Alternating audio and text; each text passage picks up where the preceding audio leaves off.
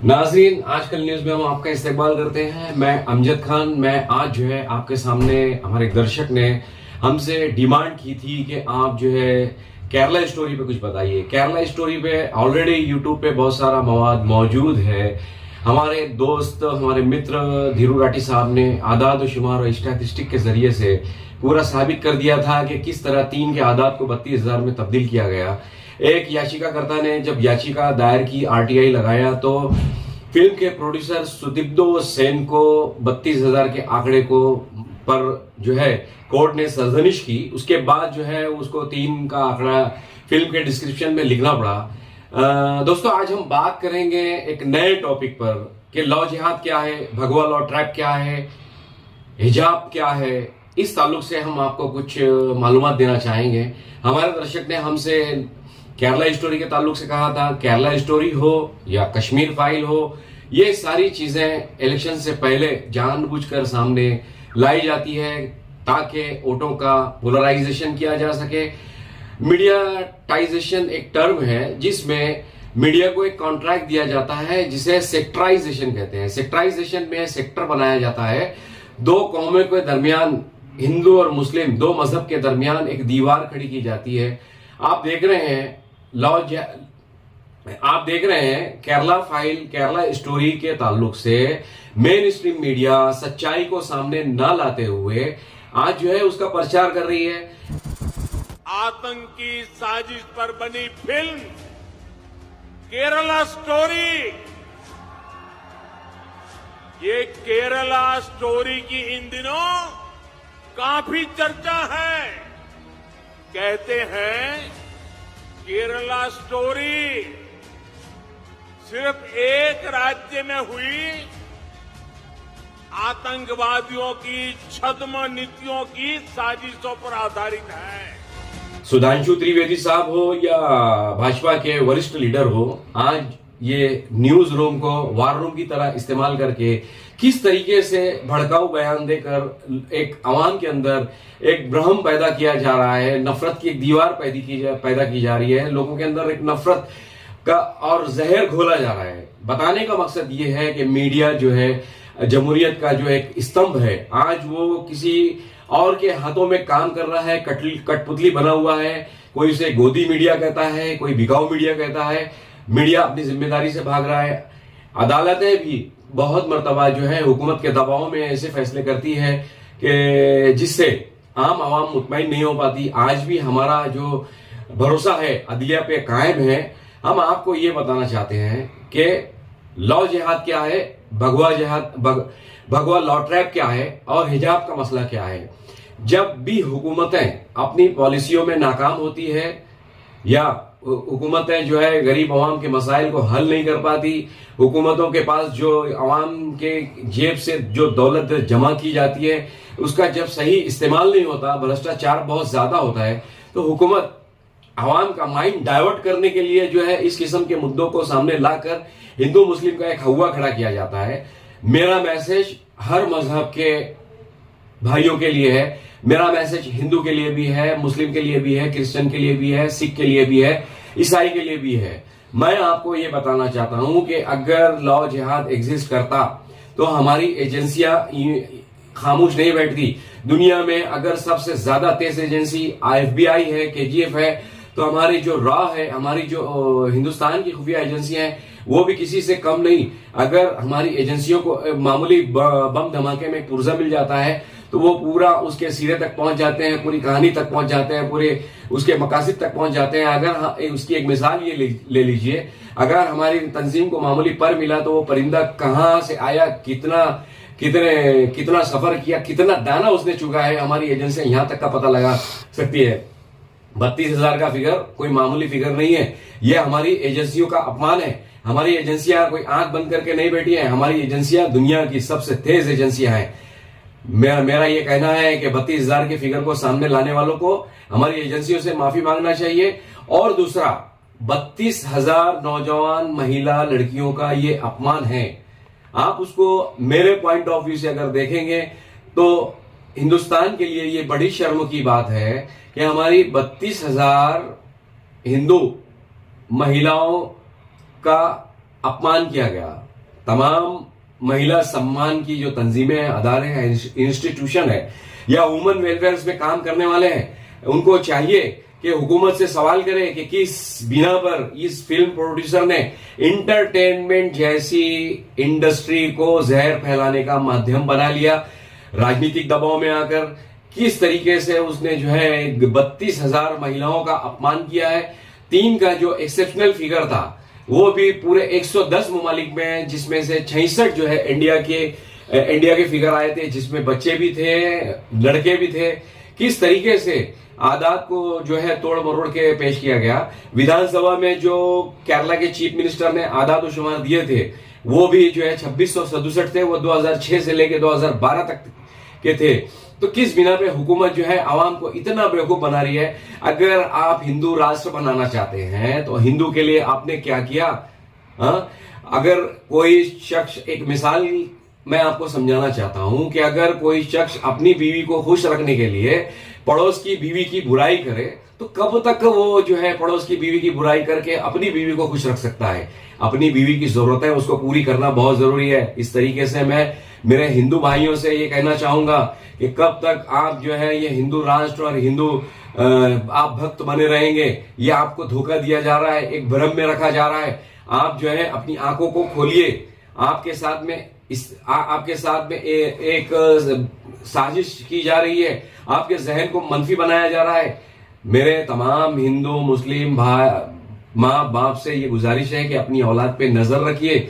आपकी औलाद को ये दंगाई बना रहे हैं, आपकी औलाद को ये मनफी जहनियत का बना रहे हैं, आपकी औलाद को ये जो है फसादी बना रहे हैं। इनके अंदर जो जहर ये घोल रहे हैं दूसरे मजहब के ताल्लुक से, जो जहर इनके अंदर फैलाकर जो है इनको एक आतंकी मिजाज का बनाया जा रहा है, ये पूरी जिंदगी पछताएंगे। ये आपका काम है। आप अपनी लड़कियों पे, आप अपने लड़कों पे, नौजवानों पे नजर रखिए। आपको सिर्फ ये वोटर बनाना चाहते हैं और अपनी हुकूमत करना चाहते हैं। वोटर बनाने के लिए ये आपके अंदर हिंदू मुस्लिम का पोलराइजेशन करके एक जहर भरना चाहते हैं। मैं आपको एक मिसाल देता हूं। अगर लॉ जिहाद एग्जिस्ट करता, हिंदुस्तान नहीं इस्लामी ममालिक में कई लाख लड़कियां nurse, job, engineer, software engineer और कई ऐसे पेशों पे जो है हिंदू लड़कियां हमारे हिंदुस्तान की काम कर रही है। हिंदुस्तान की जीडीपी में एनआरआईज की इनकम का बहुत बड़ा हिस्सा है।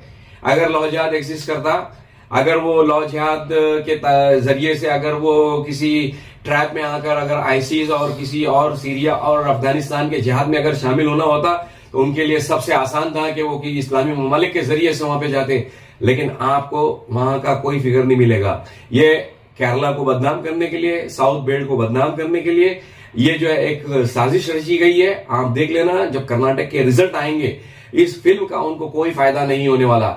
मेरा ये वीडियो बनाने का मकसद ये है कि मैं हमारे दोस्तों को बता दूं कि लॉ जिहाद जो है 1995 में ये एक टर्म जो है घड़ी गई। मीडिया ने मैकॉले और हिटलर का जो झूठ को इतनी तेजी से और इतनी जोर जोर से बोलो कि वो सच लगने लगे, उस तरीके से लॉ जिहाद को जो है तोपा गया, जिसकी कोई हकीकत नहीं है। मुजफ्फरपुर में लॉ जिहाद का नाम लेकर एक एक्सेप्शनल केस में जो है वहां पे फसाद किया गया।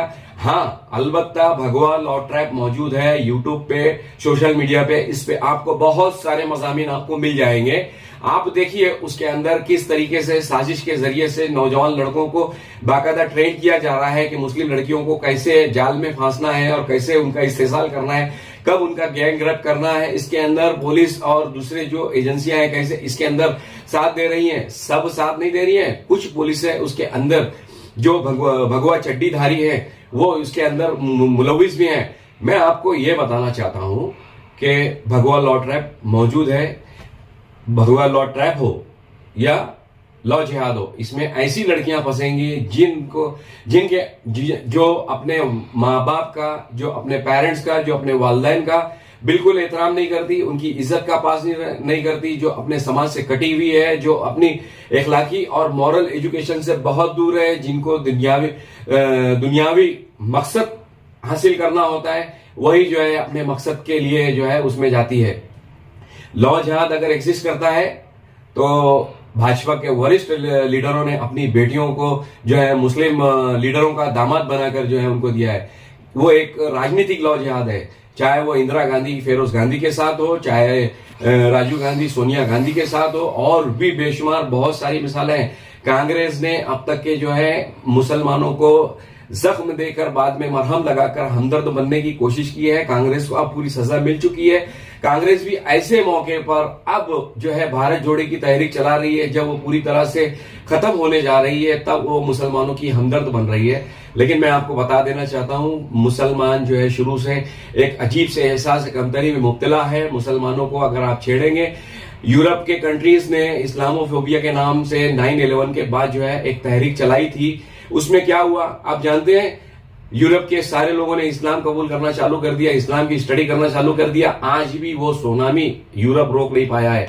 हिंदुस्तान में भी अगर आप मुसलमानों के किरदार को फिल्माइजेशन के लिए और पिक्चराइजेशन के लिए अगर आप बदनाम करने की कोशिश करेंगे, तो मेरे हिंदू भाई और मेरे दूसरे जो मजहब के लोग हैं वो मुसलमानों को जानने की कोशिश करेंगे, और जब मुसलमानों को जानने की कोशिश करेंगे तो आप जो है आपके मकसद में नाकाम हो जाएंगे। मेरा आखिरी बोलने का मकसद यही है, हिजाब का मसला भी जो उठाया गया, हिजाब क्या है, किसी भी कीमती चीज को, डायमंड हो सो गोल्ड हो, जिसको जो है एक प्रोटेक्शन में, एक कीमती बॉक्स में एक अच्छी हिफाजत से रखा जाता है। एक औरत की इज्जत, एक नौजवान लड़की जब जवान होती है, उसकी इज्जत जो है हीरे, डायमंड और प्लैटिनियम से बहुत ज्यादा कीमती होती है। एक औरत का जिस्म उसके शौहर की अमानत होता है, उसके घर की इज्जत होता है। मैं तो चाहता हूं कि हर मजहब की लड़कियों ने पर्दा करना चाहिए। एक जुमला मुझे याद आता है सादत हुसैन मंटू का। सादत हुसैन मंटू ने कहा, अगर दुनिया की सारी ख्वातीन को अगर आप जो है पर्दा पिना देंगे तो मर्द की आंखों पे आप पर्दा नहीं पिना सकते। एक औरत या एक लड़की जब अपने जिस्म को खुला रख के बाहर निकलती है तो कोई गारंटी नहीं दे सकता कि किसकी नजर उसके ऊपर कैसे पड़ने वाली है। इस्लाम ने औरत को पर्दे का हुक्म इसलिए दिया है कि उसका जिस्म उसके शौहर की अमानत है और उसके घर वालों की इज्जत है। अपने खद्दो खाल यानी अपने जिस्म की नुमाइश ना करते हुए वो अपने जिस्म को प्रोटेक्ट करे। साइंसी नुक्ता एतबार से देखिए, आप दुनियावी नुक्ता एतबार से देखिए, हर लिहाज से जो है हिजाब एक जरूरी है। लेकिन हुकूमत वक्त जो है अपने मकासद में नाकाम है, अपनी जो पॉलिसियों में पूरी तरह से फेल है, चाहे वो नोटबंदी, डिमोनेटाइजेशन का मामला हो या कोई भी मामला हो। कभी पुलवामा लाया जाता है, कभी ज्ञानवापी का मसला लाया जाता है, कभी कुछ लाया जाता है। हर महीना इनका एजेंडा बनाया जाता है, प्रोपेगेंडा किया जाता है। अगर आप हिंदू राष्ट्र बनाना चाहते हैं, बिल्कुल हिंदू राष्ट्र बनाना चाहिए आपको, लेकिन सबसे पहले आज एक हिंदू को आपने मजबूत बनाना चाहिए। आज जितना बेरोजगार हिंदू है, जितना परेशान किसान है, जितना मजबूर आज एक हिंदू व्यापारी है, दुनिया में कोई नहीं है। मुसलमान खैर ठीक है, अल्लाह पे भरोसा करने वाले ये लोग हैं। इनको आज तक सल्तनत उस्मानिया के बाद सही लीडरशिप नहीं मिलेगी, लेकिन जिस दिन इनको लीडरशिप मिल गई, आप उनकी एक ही सुनामी में बह जाएंगे। और जिस दिन आज ये जो भक्त बने हुए हैं, हिंदुस्तान जो है 3 हिस्सों में बटा हुआ है। साउथ का जो बेल्ट है वहां पे भाजपा भक्तों की तादाद बनाने में नाकाम रही है, इसलिए साउथ के बेल्ट को बदनाम करने के लिए भाजपा वहां पे जो है हालात को खराब करने के लिए नित नए जो है हरबे और छछंद इस्तेमाल करती है, जिसमें वो हमेशा नाकाम रहेगी। मध्य जो भारत है, जिसमें राजस्थान, गुजरात, महाराष्ट्र, मध्य प्रदेश और छत्तीसगढ़, हरियाणा वगैरह जो आते हैं, यहाँ पर ये कुछ हद तक कामयाब हो सकते हैं, क्योंकि यहाँ पे बेरोजगारी का रेशो बहुत ज्यादा है, यहाँ पे बेकारी बहुत ज्यादा है, यहाँ पे भक्तों की तादाद बहुत ज्यादा है। गुजरात में जो है बिजनेसमैन जो है 3% बिजनेसमैन जो है हिंदुस्तान के पूरे कारोबार को चला रहे हैं। 97% लोगों को धोखे में रख के जो है 3% लोग जो है उसका फायदा उठा रहे हैं। एक बिजनेस किया जा रहा है। आज हमारे लिए बड़ी शर्म की बात है कि देखिए किस तरीके से हमारा प्राइम मिनिस्टर हिंदुस्तान की पॉलिसियों पे बात नहीं कर रहा है, 19 रैलियां लेके फिल्म का प्रचार कर रहा है। केरला स्टोरी आज जो है वजीर आजम की कुर्सी की गरिमा को ठेस पहुंचाई जा रही है। हमारी जो है तंजीमों, खुफिया तंजीमों की एक तरीके से जो है नाकदरी की जा रही है। मेरा तो ये बोलना है, अगर खुफिया तंजीमें हुकूमत के दबाव में काम नहीं करती तो नांदेड़ में जो BSNL का जो एक्सचेंज था, जहां से जहां से ISIS को जो है जो भगवा तंजीमों के कुछ कारकुन ने जो है यहाँ से खुफिया मालूमात भेजी थी। DRDO में कुछ कारकुन ने जो है खुफिया मालूमात जो है आतंकियों के ग्रुप से शेयर की थी।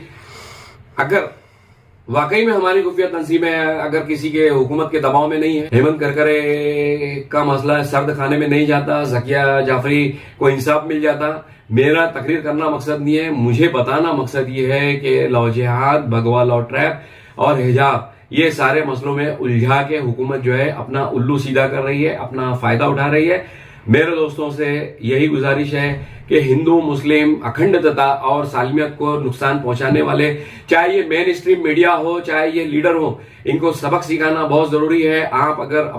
आप भी आंख खोल सकते हैं। अगर आपको मेरी बात पसंद आती है तो आप अपनी आंख को खोल लीजिए और जो है हकायक और जो हकीकत में मबनी जो वीडियो है आप उनको देखिए। मेन स्ट्रीम मीडिया में आप सच बोलने वाले जो है आपको नहीं मिलेंगे। जितने भी सच बोलने वाले थे उनको किनारे कर दिया गया है। आज वो अपने घरों से और अपने जो है अपने ऑफिस से जो है वो यूट्यूब के जरिए और सोशल मीडिया के माध्यम से वो आपको हकीकत बताने की कोशिश कर रहे हैं। लेकिन आपने खुद एक टेस्ट बना लिया, आपको जो है नफरत अंगेज मवाद अच्छे लगते हैं। आप अपनी जहनियत को बदलिए। एक नया हिंदुस्तान अगर आप देखना चाहते हैं, इंडिया को अगर आप तरक्की की राह पे देखना चाहते हैं तो आपको अपनी सोच बदलना पड़ेगी। सोच बदलोगे तो देश बदलेगा। और हिंदू मुस्लिम अगर हम तमाम मजहब के हिंदू मुस्लिम सिख ईसाई तमाम मजहब के लोग हम साथ में रहेंगे तो हिंदुस्तान तब ही जो है सुपर पावर बन जाएगा। और सुपर पावर बनने में अब हिंदुस्तान को कोई नहीं रोक सकता सिवाय ये जो मिजाज नफरत का पैदा करने वाले। अगर इन्होंने यही मिजाज रखा तो हिंदुस्तान सुपर पावर नहीं बन पाएगा। मैं एक बार आखिरी मेरा मूल मैसेज यही है, अगर मेरी बात अच्छी लगी तो आप इसको जो है शेयर कीजिए, आप जो है लाइक कीजिए और चैनल को सब्सक्राइब नहीं किया होगा तो आप सब्सक्राइब कीजिए। दूसरा आखिर में मेरा यही मैसेज है, मजहब नहीं सिखाता आपस में बैर रखना। हिंदी है, हम वतन है, हिंदुस्तान हमारा।